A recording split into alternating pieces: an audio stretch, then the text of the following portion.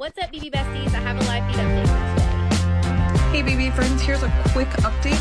Welcome to the Girl Gab podcast. Join your hosts, Allie and Nikki.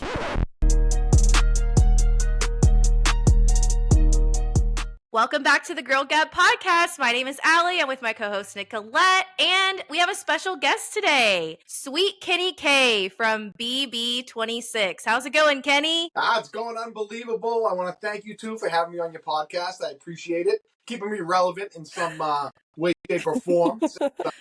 Again, to BB26. Looking forward to BB27. You don't need us to keep you relevant. You stay pretty relevant on TikTok and Instagram. And I try. My wife argues that I don't put enough content out, but I'm working on it. It's tough. I'm a dad. I still work, so I got a lot going on, but I try and put as much content out as I can. Yeah, you're a cop. You're a investigator. What are you doing now? Yeah, so I was a narcotic investigator for 22 years in the Boston area. And now I've kind of like promoted myself out of that. I'm a sergeant, and I oversee the school resource officers in my city. There's like 4,500 students within the district, and it's a pretty busy little job that I have. But I have great people that work for me, and I'm coasting for the next couple of years, and then I'm close to retirement, and then hopefully I can go on the reality TV circuit. Let's go. Yeah, let's get you back out there. BB27, let's go. Thanks about Big Brother. That was tough. 2 years in a row, you know? No, so... They definitely don't want me back in the house. I was going to say, so Big Brother was really tough for you, right? You had a really hard time being away from your family and... To be completely honest, it came at a bad time in my life. My kids were just old enough to realize, like, oh wait, Dad's going away, and I'm not gonna go talk to him. They were 8 and 6 at the time that I left. When I first was a finalist on Big Brother, it was 5 years ago, and it was a time where things were quiet and very manageable. Kids weren't playing sports, they weren't in school, so it was kind of like we have a lot of help. It would have been a lot easier, but I think at that point of time, it was just the factor of every year I kind of like started back into the process. Once I became kind of like known to the casting people, it was kind of like, hey, should I try Big Brother again this year? Yeah, absolutely, try. And then a couple of times it was like, hey, you gonna try Big Brother this year? And I was like, yeah, sure, I'll try. So it came at a bad part of my life where my kids, at the age I was so active with them, but I really thought I could get in there and do it. And I kind of went in there with a strategy that I was gonna play off like, I'm a dad, I miss my family, I miss my kids, and kind of like get the sympathy of the house. But that strategy by the middle of week 2, that strategy kind of like backfired, and all those like my strategy of being like the secret undercover guy that's going to play the game became a reality, and I was really like, it was tough to get out of the funk of missing my family. Do you think if you had gone in with like a different strategy, would you have had a better mindset, or do you think going in with that strategy kind of put you in that mindset of really missing home a lot more? Yeah, there was you really never know until you get in there and you put in the microphone back going. You really never know, and especially not knowing who everybody else is. I was 30 seconds when we started introducing ourselves in the living room. I was 30 seconds away from just being like, you know what?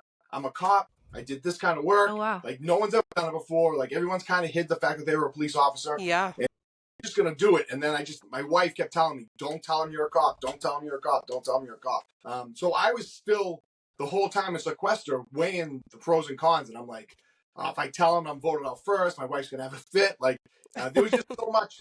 Like the strategy is like, you really can't really get into it until you walk through those doors and you see who the other 15 people are. It's so tough.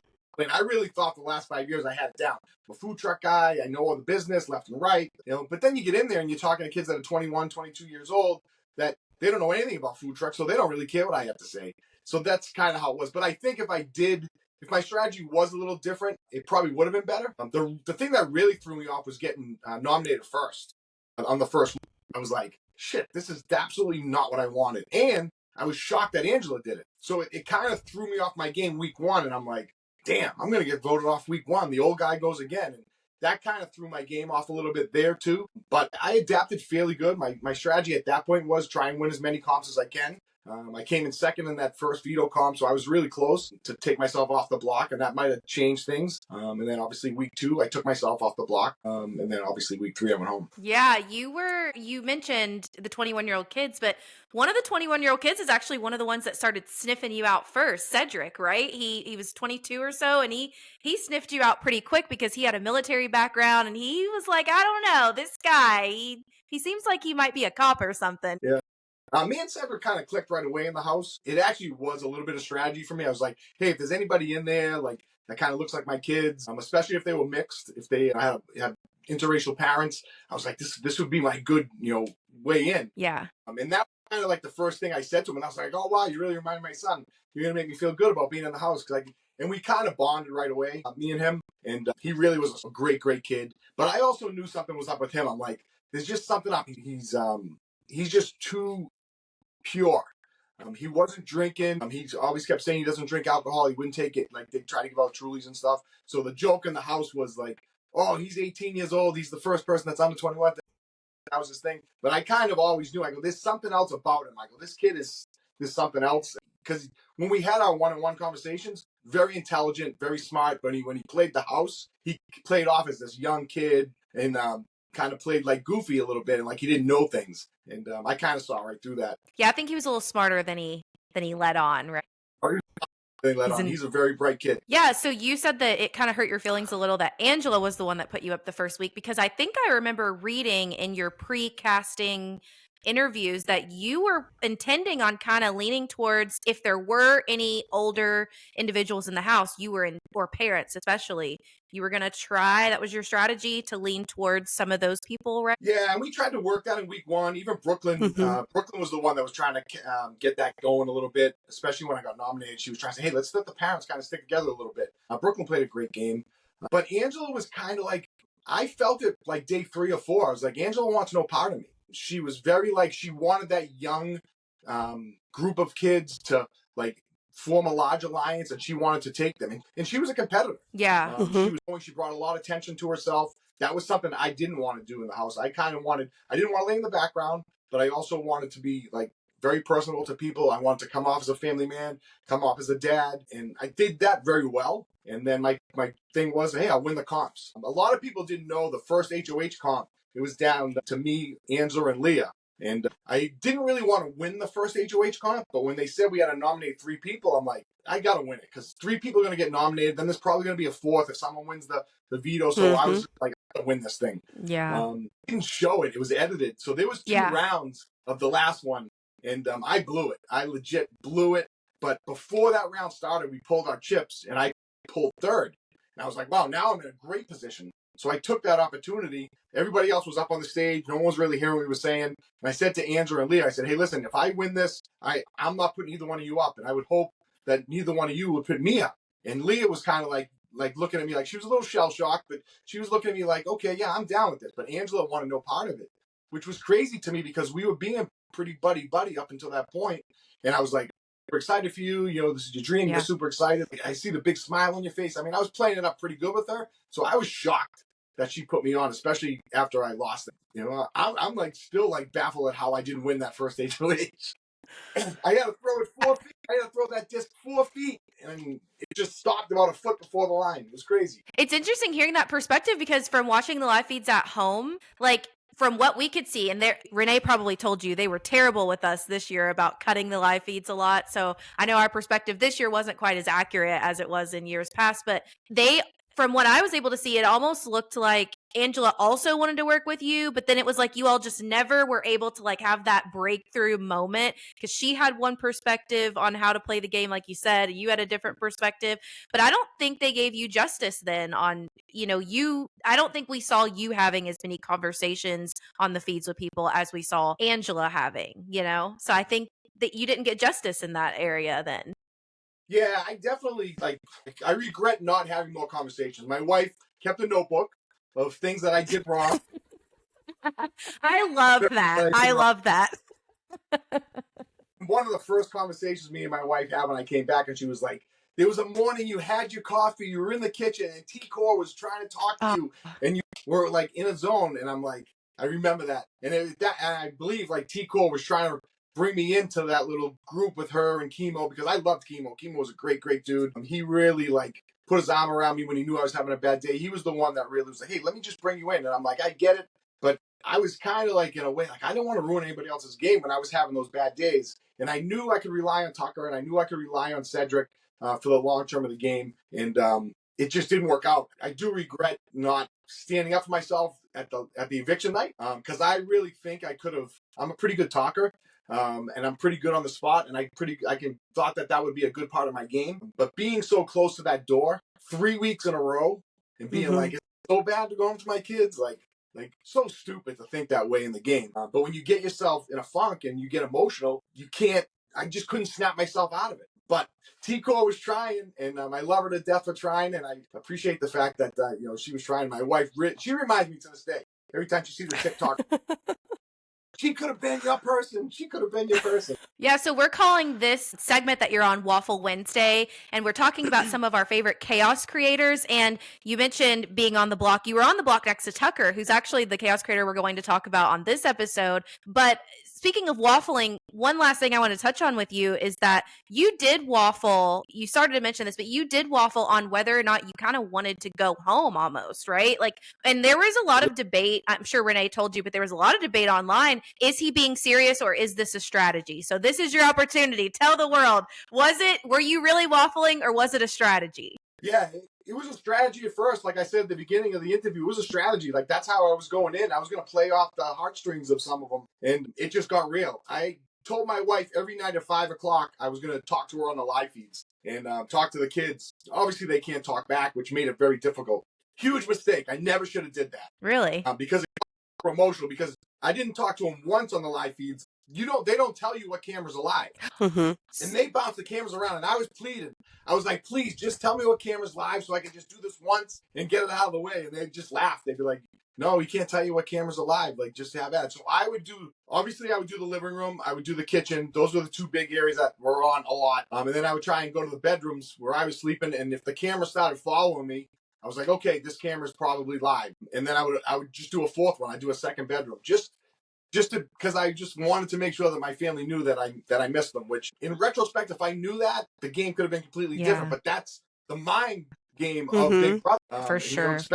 That's how I went in the house. I was like, oh, expect the unexpected. Little did I know the unexpected was going to be me turning into an emotional wreck in the middle of week 3. But yeah, so it was a strategy, but it backfired on me. I think if I got past week 3 or 4, it would have got better, as it did. At the end of the day, all of us in the house at some point questioning, what do we get ourselves into? Like, I want to go home. And then obviously a lot of people were pretty strong and being able to fight those battles and be able to keep themselves busy and do things like that. My strategy was to let the other 14 house guests know that, hey, I'm going to be loyal. If I say I'm going to be loyal to you, I'm going to be loyal to you. And I said to Angela, listen, I'm not doing your dirty work for you. Like, you put him up there. If he wins, he wins. If he loses, he loses. But if you think that you're going to motivate me to go against Matt, that's not going to happen. But then she became like, during week 3, Angela was like my greatest, supporter. She's like, I need you in this game. I need you in this game. But I'm like, at that point, I'm like, I'll be your friend, Angela, but I'm not going to work with you. And I felt a little slighted by that on week 1. And I think if I wasn't on the block on week 1, that those feelings might never have happened. Because, being on the block week 1 and you're like, holy shit, I'm getting ready to go home. Week 1, this sucks. And then it triggers your emotions and it makes you be like, oh, wow, was it really worth, 11 days in sequester, bouncing my head off the wall over this? Like, so it makes you question the reasons why you did it, and it made it difficult. The sequester itself has to be a mental strain, and then you're thrown in. I mean, it's just got to be so emotional going roller in there. coaster. And I will say, I was like, you're basically a prisoner, but I was a model prisoner in sequester. I didn't bother them. I wasn't calling them. Oh. Other people were calling them every single day, like 3 or 4 times a day, like, just bring me my food, bring me my drinks when I needed, and my snacks, and give me a couple of dumbbells to work out a little bit. And I was good. And then they would call me and be like, are you there? Like, did you leave? Like, come on, you yeah, fine. And I'm not a reader. I can't do crossword puzzles. So I really just spent a lot of time just like staring out the window. I had a small little crack that I could stare out the window. And it was tough for me, but I was trying to be the model, prisoner. And I was trying to show the production team that I wasn't going to be a pain in the ass, that I was going to be a good person, which I really consider myself a good person. And I wanted to go in there and portray that. And I wanted to make sure that the edits didn't portray me any different. And I thank them that I think I was portrayed fairly good, other than the fact that they kept pushing the narrative that I wanted to go home, I was going to self-evict. And at no point was I ever going to self-evict. That was never even a question. I said it numerous times in the house. I was like, I'm going out the front door. Like, I'm not giving up. I did make one comment. I was like, I'm not unpacking again. I was like, I'm not unpacking, because that's a mind mess up too. Like, and that's a part of the game, to be able to pack all your stuff and be like, all right, I might be going home. And then, oh wait, nope, you're not going home. But my plan was not to self-evict. My plan was I was gonna make it a gimmick, and I was gonna like live out of my bag for the week and see if I got. And then if I didn't get nominated again, I was gonna unpack. And that was my plan on that one. Yeah, no, I think you definitely were portrayed as a nice guy. So I think you should be happy with your edit. And like you mentioned, getting close with Angela at the end, and we could see that on the live feeds. And I remember thinking like, wow, this guy really didn't like Angela. Is pretty open about, how you guys had a rough go the first week, but you showed her compassion. Like, I remember the conversation you were just referring to. I remember seeing that, especially a few of the ones, because you guys would be up earlier than some of the other young kids. And I would see you guys talking, and you'd be like, look, Angela, like, I can't align with you, but like, I'll be your shoulder to cry on for a week if you need that. Like, I remember seeing those conversations. So that was like Dad Kenney coming out for, a minute and just being nice to her. That was really cool. Yeah, and I made that clear to the house one of the days. Everybody was like, we're not talking to her. We're not talking to her. I'm like, listen, I can't do that. Like, I am going to talk to her. I am going to be her friend. At the end of the day, this is a game. Like, this is a game. This isn't personal. She's trying to win. You're all trying to win. I'm trying to win. But I said, I can't be that person. And I just made it clear that I was going to talk to her and talk to her. I said, you probably even heard it. I told Angela, I'll talk to you about your grandkids. I'll talk to you about your kids. I'll talk to you about where you live, but don't talk strategy with me. I remember that. I don't play the game with you. Yeah. And I need to play the game with her. I had Tucker, I had Cedric that were willing to play the game with me. And at that point, I knew that I kind of had Leah and Mackenzie, as far as like, I knew they liked me a lot. Like, we had really good conversations. They were just sweet kids. So I kind of knew I had those four. If push came to shove, if I could keep them on my side, if I could have gone a little further, that I kind of would have been good. Even though I wasn't part of all the alliances, I was in like an outside kind of way, because I know that like Cedric would have stuck up for me with the Pentagon, no doubt. I mean, towards the end, me and Brooklyn had our little riff, but I think Cedric would have pushed my way, and I think they would have listened to him, because he was a lot smarter than people thought. I do wonder if you and Angela would have linked back up later, because you and Angela both had the mutual understanding with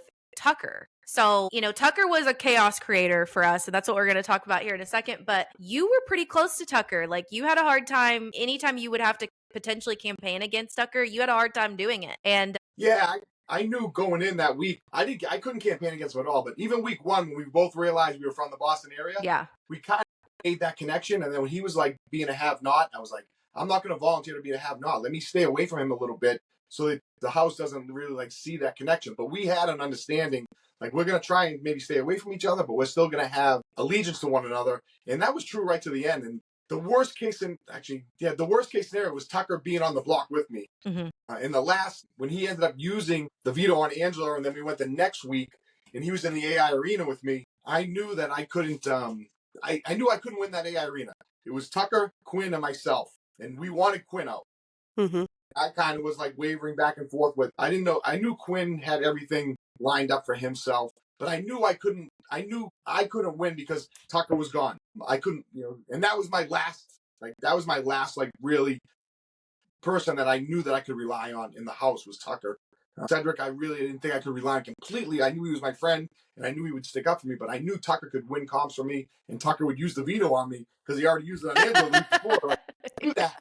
Yeah, so that made it for me, but I couldn't win that last AI arena because I was definitely gone. Tucker was gone, and I was definitely all by myself, and there was no path for me to even get to his jury house. Yeah, there was debate on like, did you even try on the AI arena? I think you were trying. I definitely think you were trying. I just think it was a tough competition. Yeah, it was a weird strategy, and I'll give you some insight on my thinking. So the competition starts, and the balls are going all over the place, and my mindset was, I just want to beat Quinn. I just want to make sure Quinn doesn't beat me.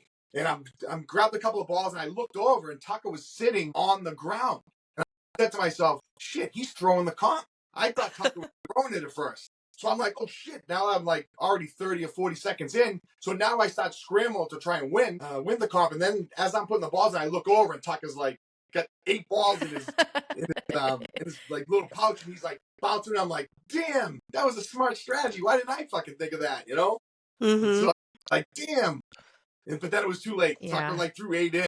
Like, all right, Tucker's got this. But it would have been a lot closer if I didn't like kind of delay that first 30 seconds. Yeah. Speaking of that time that Tucker used the veto on Angela, you were a big part of that whole conversation between Tucker and Cedric with that whole plan. I remember before the veto ceremony actually happened, Cedric gave Tucker that like heads up, or attempted to give him the heads up of like, you need to use the veto on you. And you were out there when that happened in the backyard.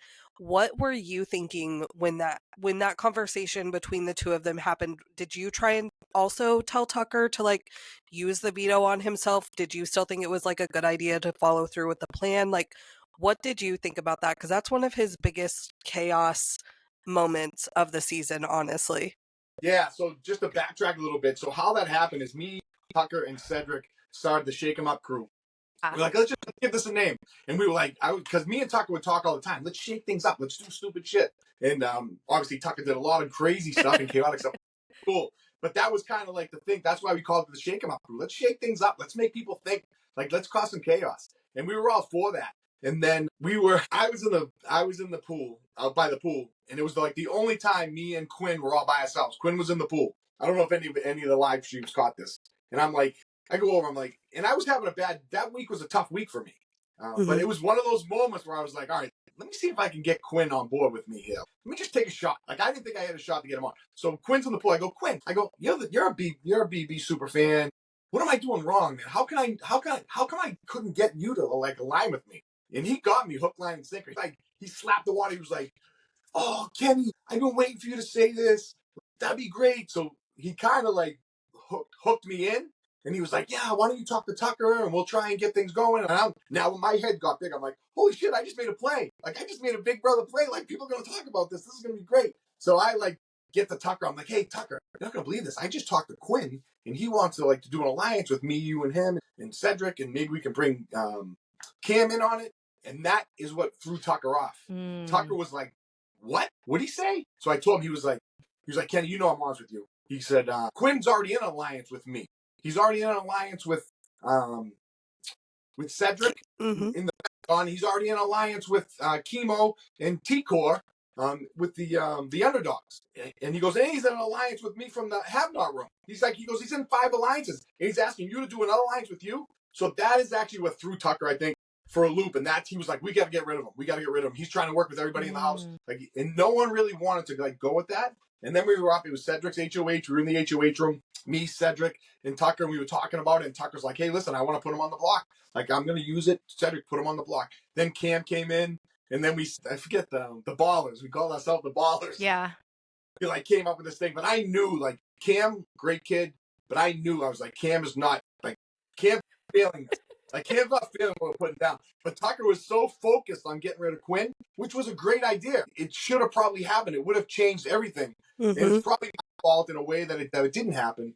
But that's kind of how it all started. And then Tucker's like, you just got to get rid of him. He's got the power. He's going to screw up everybody's HOH next week. Like, he's in alliance with everybody. But Cedric, being the good person that he is, he was like, he's already in my Pentagon alliance. Like, I can't get rid of him. And that kind of got the ball rolling. We were out by the gym, and he was like, I'm doing it. I'm using it on Angela, and y'all putting him up. And me and Cedric kind of looked at each other and said, like, I don't know if I can do this. And I'm like, he goes, you think he's going to do it? I'm like, I'm pretty sure he's going to do it. And I really wasn't trying to talk him out of it.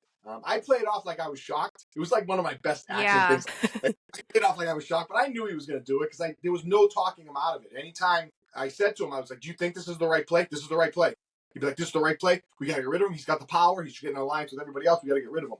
And unfortunately, I didn't play my part on it because another one of those situations where I was wavering back and forth. And when it came time for me to get up and give my speech at the eviction ceremony, I kind of gave that like la-di-da, like I'm okay with going home. And I wish I didn't. I regret it. I know Big Brother regrets it. I know the fans regret it. But I thought that there was a possibility that they would have come together. But I think if my speech was more like, hey guys, Quinn's got the power. He's the HOH next week. You guys know I want to go home. You know I miss my kids. But for the love of the game, this is what we need to do. You have to vote him out. And I respect that. I'll be miserable for another week. Like, you can get rid of me next week. But if you guys are real Big Brother fans and you guys are real Big Brother players, he's got a huge power right now. I think that might have worked on some people. It really would have been the smarter game move because by the Yeah. time he had to use that power at a specific part of the week that had already passed by the time that Tucker decided to do all of this, and it completely would have gotten rid of that power and in the process flushed Mackenzie's out at the same time, would have reset the whole like level playing field of everyone. It would have been the smartest game move for them to do, would have been to get Quinn out that week. For sure. And I love your backstory on that too, because it was hard for us. There was so much debate. Renee probably told you this, but there was so much debate on was Tucker really upfront about doing this or was he not? Because the edit made it, obviously, if you didn't watch the live feeds, it definitely made it look like Tucker just went rogue and sprung this on them. But we saw a few of those, like, of course, Skippy was skipping this year and moving the camera a lot on us. But I think we did see that quick piece of the conversation with Tucker coming up to you all outside it was like he woke up and was like, "Hey guys, I'm doing this." And you just said that you acted shocked, but you knew he was going to do it. So that is interesting that you say that because there was so much debate online. Yeah, not too many people knew. Like, I wasn't saying anything to anybody. Yeah. I really don't think Cedric really spread the word. So it was only like me, Cedric, Tucker, and Cam that kind of knew that he wanted to do it. But I think Cam thought that he kind of talked him out of it, said it might not be the best thing to do. But also, Cam probably wanted that to happen. He wanted a little chaos. Again, Cam stayed in the background. He did a great job, not drawing any attention to himself. I kind of wanted it, but then I didn't want it. Again, I was wavering, but I'm like, if you use it on yourself, it's me and Angela. They're probably gonna get rid of Angela because Angela's done a lot of crazy stuff in the house. Yeah. So how did you feel about Tucker constantly wanting to compete every single week in the BBAI arena? Now that's a new invention this year. And from what I'm reading online, Allison's talking about it's probably going to be something that they're doing for BB27.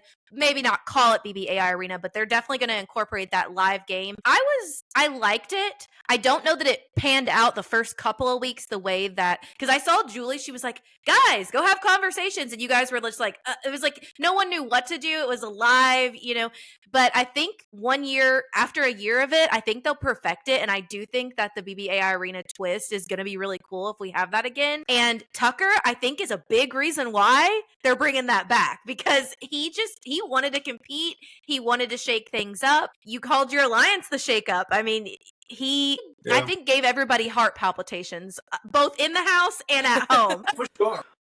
So how did you feel about him constantly being like, I'm just going to play? Especially because you were trying to work with him.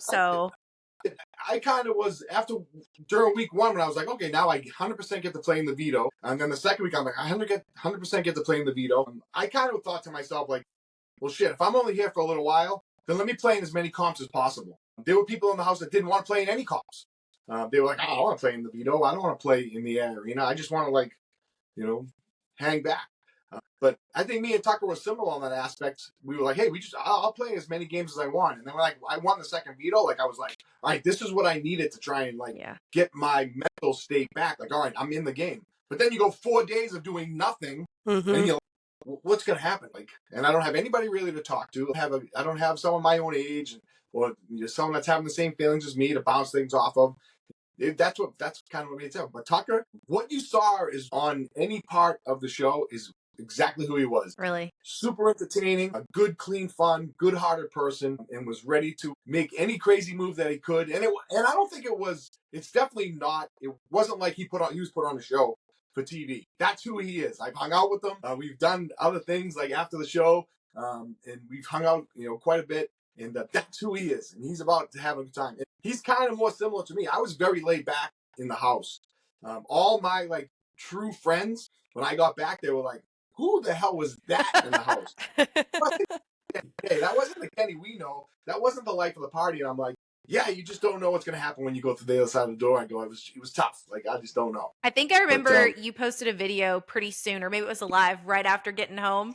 And you were having a barbecue or a cookout or something with your friends and family. And you were just panning the camera around. And everyone's like, oh, Kenney, everyone was so, in your real life, they were just disappointed, I think, in how it turned out for you, especially Renee. And they were like hook, line, and sinker on the lives too. Yeah. I didn't think a lot of my friends were like going to like get as invested in it as they did, but they were like taking shifts to We had to this year because we couldn't rewind, we couldn't record, we couldn't do anything. So if you weren't watching live, you weren't catching the feeds. That was probably my biggest issue as a fan of Big Brother. I never invested in the lives. You know, for like the last 10 years of watching Big Brother, and my wife did tell me that. Renee's like, you know, you should have watched more lives. Like, you should have seen what's going on in the house. It would have prepared you more mentally. Like, when they're sitting around a table and they're having coffee and they're like hanging out in the backyard, like, you see exactly how the house is instead of the, you know, the Sunday, Wednesday, Thursday thing. I'm like, right. So that was a big mistake. I didn't prepare as well as I did. And then talking to some of the other house guests, they really prepared. Like, people were taking YouTube videos, watching all kinds of like past cast members, like giving their advice. I didn't do that once. I didn't even know that existed. I wish I did, because that probably would have helped me a little bit. Did you do some like rewatches during sequester? No, we weren't allowed to. Oh, really? Really? It used to be, I know years past, they love to show BB16. BB. So that's interesting. No Big Brother watching. Okay. Well, they changed that then. Well, it panned out well for BB26, so let's keep that energy for this next upcoming cast as well. Don't allow any rewatches. Yeah. I loved your cast. There were so many people that were just playing a different game than we had seen. And I think a little bit of that goes to the BBAI arena thing that shook stuff up. And we had equitable competitions. Not, you know, that first competition that you said that you almost won and Angela ended up winning. That is something that somebody that's not 25 years old, it's a crapshoot comp, you know? I mean, yes, there's strategy to it, of course, but it's not, you don't have to be a linebacker to win that competition. I love that. For sure. Yeah. So at the end of each episode, we are asking 3 questions. So I'm going to ask you about Tucker and give us your thoughts. So do you think that Tucker's chaos was strategic, or do you think it was actually reckless? Was it unintentional, or was it strategic? Strategic. It was definitely strategic, but that was his personality. Yeah. That's how he was going to play the game. Like, he knew he wasn't going to go in there and get these big alliances, and he had a mind of his own, and he knew what he wanted to do. I don't think it was really reckless. I mean, you could see it as maybe being reckless, but if you know his personality, it's just Tucker being Tucker. Like, he went in there, he made some good decisions. That decision, looking back at it, and then Quinn being nominated by America's Vote. Yeah. Huge. Who knew that? We didn't know who was going to be nominated once Mackenzie used her power. But we did know that they both had powers. I mean, we knew that from like week 1. They didn't keep that a secret too good in the house. But yeah, I don't think it was reckless at all. I think it was the type of game that he wanted to play, and I think it worked out well. Do you think Tucker was entertaining or annoying? For me, he was completely entertaining. I agree. Yeah, 100%. So entertaining in the backyard, like doing his handstands, and they were doing things where they were throwing grapes like 50 feet up in the air, and Tucker would catch it in his mouth. Like, super entertaining, good-hearted person. Like, I don't think he really annoyed anybody in the house. People were scared of him because they knew he could turn quickly and like do something bizarre to throw off their game. Maybe not go after them, but just do something bizarre like he did, obviously, with using the veto on Angela. Yeah. But he was a very good person. Yeah. So rate Tucker's chaos on a scale from 1 to 10. Of course, 1 being the least chaotic, 10 being the most chaotic you've ever seen in all of your Big Brother watching history. He was pretty chaotic. The whole Angela thing is like really encompasses like the craziness of the veto. Yeah. And the week before, I was kind of like, and it was strategy. I was kind of like telling people, I'm like, oh, you guys wanted to keep Angela last week and get rid of Lisa? All right, I'm going to use the veto on her this week. Yeah, you can have her for another week. And people are like, what? What are you going to do? I'm like, I think I might use it on. I was never going to use it on Angela. I was always going to use it on myself. But I kind of like said that a couple of times. And I was questioned on it too. And I was like, I don't know. I just might use it. I might just use it. As a BB fan, I couldn't do that. But I would say Tucker's chaos, probably 8.5. Maybe if he had a couple more weeks in the house, he could have been a 10. Yeah. Yeah. I think I would give. But it did in the jury house. He probably would have caused some chaos in there too. That would have been probably all by. Yeah. But 8.5. I agree. Yeah, I think I would give him. Yeah, I think 8.5 is the perfect rating for Tucker. Right there on the cusp of 9 and 10. He's definitely up there on everyone in BB history being one of the super chaotic players that we've ever seen. So I would definitely agree. He wasn't doing it for TV. That was him. Some people go on to cause chaos because they want to kind of make a name for themselves. That wasn't his. I think I remember hearing him say, like, I just don't want to be bored here. I'm just going to do something different, you know? I mean, he didn't want to just sleep all day. He wanted to be in there just stirring the pot, you know? And me and him had some days, like, he leaned on my shoulder, I leaned on his shoulder. We had some days sitting on the couch being upset, you know, missing our families, missing his dog, family. And it was those days. It was, like I said, those 3 or 4 days that you're doing nothing. That gets to you. And like for a guy like Tucker and myself that have to always be moving and always doing something, it was difficult to do. Tucker obviously did a way better job of getting himself out of like funks and keeping himself going than I did, but we all had those days. All right, so what is next? You mentioned that you're back to work and doing your thing again, but what's next for Sweet Kenney K? Do you have anything that you would like to do or anything that's in the horizon or thing you want to drop? Well, I know they're not going to invite me back on Big Brother. I mean, the production and the producers and stuff, great people. They really, really good people. But obviously, I didn't give them what they wanted. If you saw my audition tapes and the things that how I talked and how I was ready to go and I was getting in that house, and I had all intentions on doing that. But again, expect the unexpected. That's the name of the show. You don't know how people are going to act until they get in there. But I never really thought that was something I wanted to do. Years ago, I was asked to be on other shows. There was even a point where they were like asking me and Renee to do Amazing Race years ago. Would you be interested in trying out for that? Would you be like, in the production, people get you, and if you can tell a story and you can talk, they like you, and that's kind of like I think why they like me. I can tell a story. I'm fairly athletic. I did well in the comps, and I think they knew that they were going to get out of me. I never really thought I was going to do anything else. I would love to do something, to be honest with you. Not to the like Big Brother's tough. The isolation and not being able to talk to your family and being sequestered and not knowing what America is thinking of you is very difficult, especially me being a dad, being a police officer. It was very difficult for me not to know like what America was thinking of me. And I didn't take that into account when I walked into the house until that whole blow up with Angela. And I'm like, I'm not getting into it, Angela, because the last thing I want is the internet to say, oh, look at this white cop from Boston started screaming at this old lady from Utah. Yeah. And I was like, that was in my back of my mind the whole time. I would love, and if the people from Studio Lambert are listening to me, I would love to be a creator. I did interview, I was a finalist for a show years ago. Not years ago, the year that I got cast for Big Brother, I was a finalist for a show for Studio Lambert, and I obviously didn't get it. And then like 2 weeks later, they were like, hey, I'm glad you didn't take that thing for Studio Lambert because we want you for Big Brother. And I'm like, wow, how crazy things happen. But Traders is awesome. You guys watching Traders? Oh, absolutely. Yeah. Love it.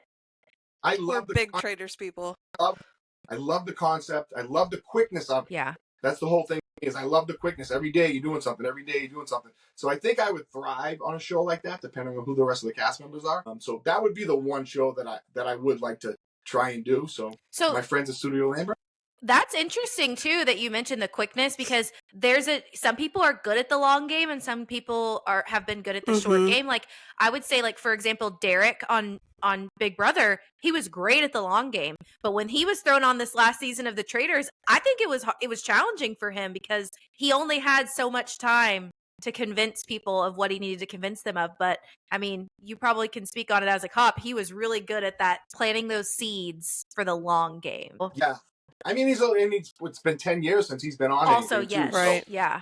So different person, different part of his life. I always think back of that season with Derek when they started playing his daughter's voice over the air. Remember that? They were like, Dada. I was like, if they did that to me, I would have been done. I would have been at that floor trying to get out. Like that was definitely a mind. That was tough. Like, how is he going to handle this? Like a dad being away from his kid. He handled that like a champ. That had to be torturous to him. Or maybe it motivated him a little bit more, which was good. But different type of game, I think. Like you said, the long game and the short game. I think I would do a lot better on that type of situation where things are moving, things are going every day. It makes sense. Yeah, for me, definitely. Mm-hmm. I mean, I would for the still people that kind of get bored. Yeah, I would still like to see you and Renee on Amazing Race. I don't know if you've listened to any of our podcasts or anything. You know, they're filming. Well, the rumors are that they're filming the Big Brother season of Amazing Race right now. And I said I thought it might be possible to get you and Renee on there. just in my wish list of people that you and Renee would be good for it, I thought, actually. I think you guys have a really good dynamic in the videos that you guys post together on social media, and you have like your little skits that you do. And I think you would have been they might have missed their opportunity for getting you guys on Amazing Race, but I didn't think that you guys would agree to it because what you mentioned before, it's a month of filming away from your kids. Like that means both parents are away from the kids for a month. That's a long time. And Nicolette and I both have, my son is going to be 8 in a couple weeks. So we have kids about the same age, and her kids are similar age as well. So yeah, couldn't do it. Yeah, but it's different dynamics. It's the same people that kind of like cast Big Brother and cast for that. So I don't think that they would ever cast me for that. I gave them what they wanted. It was very regretful on my end. I think if I could have got my shit together on week 3 and lasted week 4, week 5, I think they would have maybe considered looking at me to cast me again. But they might not want to take that chance to be like, oh, we're going to cast this guy again. And he's going to miss his family, and he's going to want to go home. And he's going to be upset, and he's not going to give us what we want. That's understandable. I get that. It's a job. Doing Amazing Race is nothing like doing Big Brother. Yeah, and even Sheree said it. Like, Sheree was like, I would do 2 more times before I would ever come back on the Big Brother. It's that whole separation. At least if you film an Amazing Race, you can make that phone call home, I think. I guess you don't really know, but I would have loved to have done Amazing Race with Renee. But I just don't think it would ever be in, I guess, the best interest of the show itself. Because why would they take a chance on me, missing my family, getting to want to come home? Yeah. I think we'll see you somewhere eventually. We'll see you on something again. Or maybe we'll see Renee. You never know. We'll see somebody. In the Kenney family, we're going to see someone again. I feel confident of it. Manifesting now. Is there anything you want to add? No, I really appreciate it. I love seeing all the Big Brother people, all the Big Brother fans. I will say the Big Brother community is awesome. It's one of the best communities. I never thought in a million years, Renee never thought in a million years it would be as great as she thought. She is so like invested in like people like yourselves, people who like watch the show, people who have been on the show. She'd be great on the show, although I think it'd be difficult for her because now she'd be known. Like anybody that goes in the house would be like, oh, you have Kenny's wife. So you kind of have to go into the house anonymously to try and have a good shot. But you never know. She's a great person, great personality. So who knows? Maybe we'll see her on Big Brother soon. I would watch it. Well, I'm always going to watch Big Brother, but I would also be excited to see Renee on there. All right. Well, thanks, Kenney, for joining us for the Girl Gab podcast for our special Waffle Wednesday episode. And hopefully we'll talk to you again soon. Absolutely. Bye. Bye.